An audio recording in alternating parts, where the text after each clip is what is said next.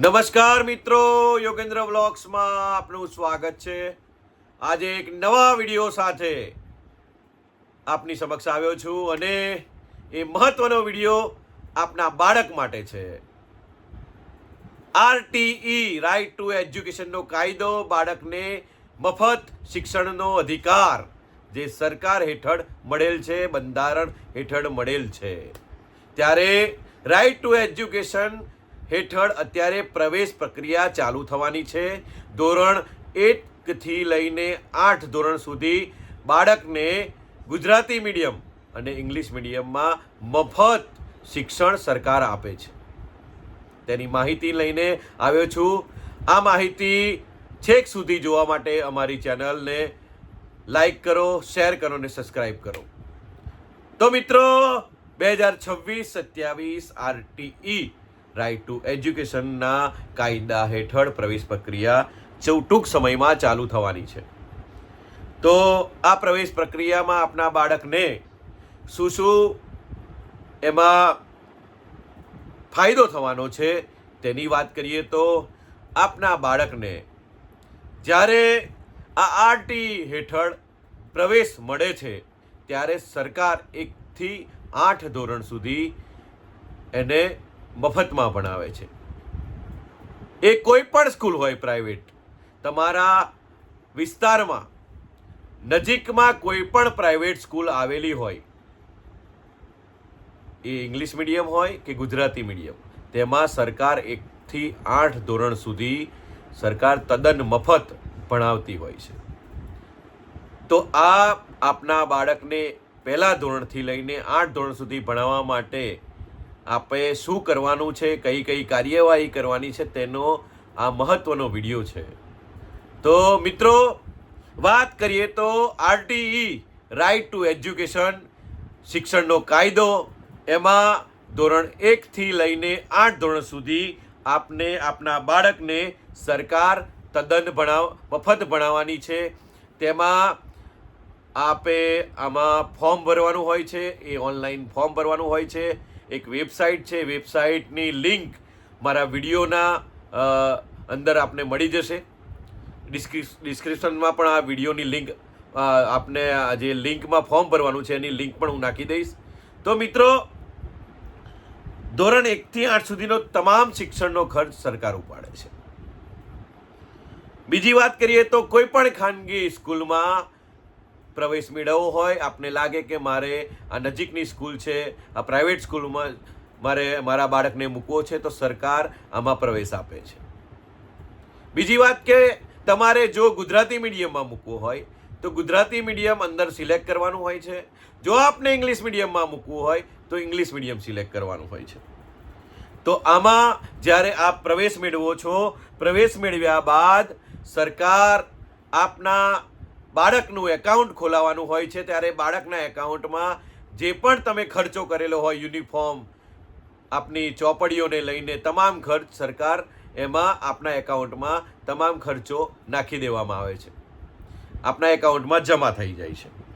ત્યારે વાત કરીએ તો બીજી વાત કરીએ તો આ આરટી 2026-27ની પ્રાઇવેટ શાળામાં જે અને આપણે જે પણ મીડિયમ હોય, ઇંગ્લિશ મીડિયમ હોય કે ગુજરાતી મીડિયમમાં, તમામ જગ્યાએ સરકાર મફત ભણવા માટેનો પ્રવેશ આપે છે। તો વાત કરીએ તો આપને થશે કે આ પ્રવેશ પ્રક્રિયા ક્યારે ચાલુ થવાની છે। તો માહિતી પ્રમાણે આ પ્રવેશ પ્રક્રિયા ઓનલાઈન ફોર્મ ભરવાનું છે। આના માટે ઓનલાઈન ફોર્મ ભરવા માટે નજીકના સાયબર કાફેમાં જવાનું હોય છે। મિત્રો, સાયબર કાફેમાં જઈને આપણે કહેવાનું છે કે મારે આરટીઈમાં ફોર્મ ભરવું છે બાળકના પ્રવેશ માટે। ત્યારે ત્યાં જઈને આપણે આ જે ફોર્મની પ્રવેશ પ્રક્રિયા તારીખ 4/4/2026 થી 17/4/2026 સુધી આ ફોર્મ ભરવાની પ્રક્રિયા ચાલુ રહેવાની છે।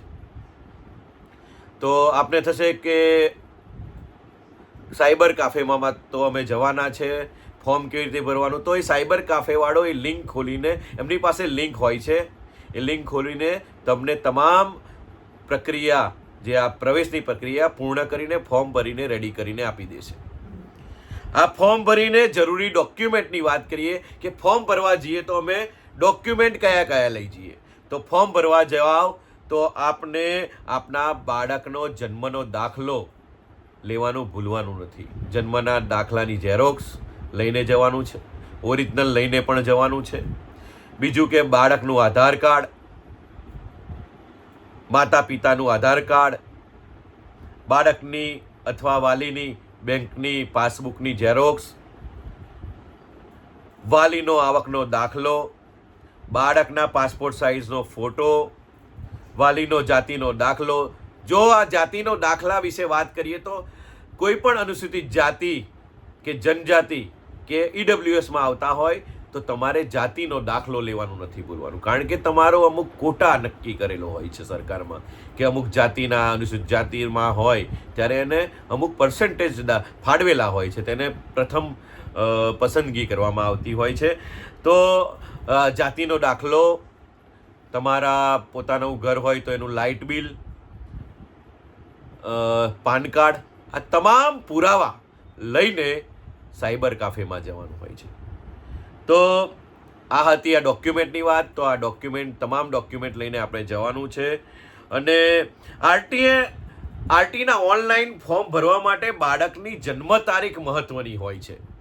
તો વાત કરીએ તો બાળકની જન્મ તારીખ 2/6/2019 થી 1/6/2020 વચ્ચે હોવી જોઈએ. આ ખાસ મહત્વની જાણકારી છે. એટલે કે બાળકના 1 જૂન 2026 રોજ સુધી 6 વર્ષ પૂર્ણ થયેલ હોવા જોઈએ. આ ખાસ મહત્વનો વિડીયો છે. બીજી વાત કરીએ તો બાળકનો સ્કૂલમાં ધોરણ 1 થી અથવા 2માં પ્રવેશ મેળવેલ ન હોવો જોઈએ. તમે કોઈ પણ સ્કૂલની અંદર પહેલા ધોરણમાં અને બીજા ધોરણમાં એનું દાખલ કરાયેલો ના હોવો જોઈએ, જેનો પ્રવેશ મેળવેલો ના જોઈએ, એટલે કે એડમિશન ના મેળવેલું હોવું જોઈએ. બીજી વાત કે આવક મર્યાદાની વાત કરીએ, વાર્ષિક આવક 6 લાખથી ઓછી હોવી જોઈએ. આપની આવક 6 લાખથી ઓછી હોય તો જ આ ફોર્મ ભરી શકો છો. બીજી વાત કે વાલીનો આવકનો દાખલો મામલતદારનો, તલાટી અથવા તાલુકા અધિકારીનો આ બનાવેલો હોવો જોઈએ. તારીખ 1/4/2023 પછીનો હોવો જોઈએ. તો આપનો આવકનો જે દાખલો છે એ 1/4/2023 પછીનો હોવો જોઈએ. એટલે કે આવકનો દાખલો આપને ખબર હોય કે 3 વર્ષ ચાલતો હોય છે. 23 હોય, 2023 હોય એટલે 23, 24, 25 ને 26, બરાબર છે. 23 પછી હશે તો તમારો આવકનો દાખલો ચાલવાનો છે.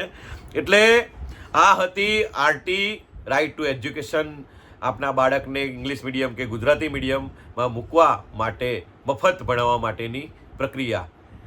એટલે આપને થશે કે હવે એડમિશન ચાલુ થવાનું છે. આપણા બાળકને જો પ્રાઇવેટમાં મૂકવો હોય, પ્રાઇવેટ સ્કૂલમાં મૂકવો હોય, ઇંગ્લિશ મીડિયમમાં મૂકવો હોય, ગુજરાતી મીડિયમમાં મૂકવો હોય તો આપ મૂકી શકો છો. આ મહત્ત્વનો વિડીયો છે. તો મિત્રો આ વિડીયો આપને ગમ્યો હોય તો આ વિડીયોને શેર કરજો, લાઈક કરજો અને અમારી યોગેન્દ્ર બ્લોગ્સ ચેનલ છે એને સબસ્ક્રાઈબ કરવાનું ના ભૂલતા. મળીશું આવા જ નવા વિડીયો સાથે અને નવી માહિતી સાથે. તો જોતા રહો અમારી ચેનલને અને લાઈક કરજો અને શેર કરજો.